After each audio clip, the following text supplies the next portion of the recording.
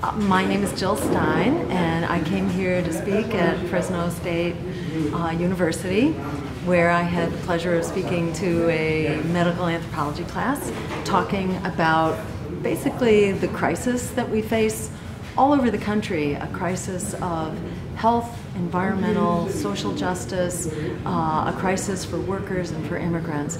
And all of that really concentrates here in the Central Valley, where people are struggling for water, for clean air, to deal with the latest tragedy, the catastrophe of the forest fires. These are so much symptoms of a deeper systemic problem around climate, but also around our economy. And the power of the fossil fuel industries, and in particular big ag, down here in the Central Valley is really critical. How are we going to deal with these issues of water, of pollution, of pesticide exposures, and so on? It's really important that we have solutions that put people over profit.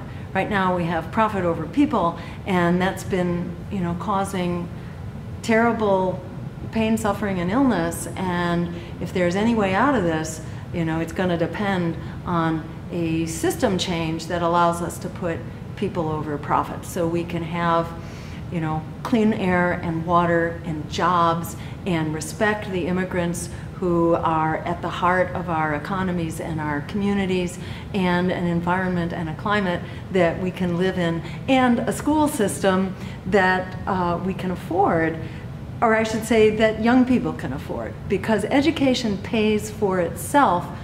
We should be providing public higher education for free across the board, so that we have people who are trained up and have the life skills that they need in order to survive in this economy. We know that education more than pays for itself. For every dollar that we put in as taxpayers, we get back $7 in return. So there's some great solutions out there, including Medicare for All, which is should be passed by California. There's no excuse for it not to be passed now with Democratic supermajorities, and we need to hold their feet to the fire and make sure that we actually get Medicare for All and ensure that we have health care as a human right in this wealthiest of all nations. It's about time that we catch up with the other developed countries and ensure that we have health as a basic right.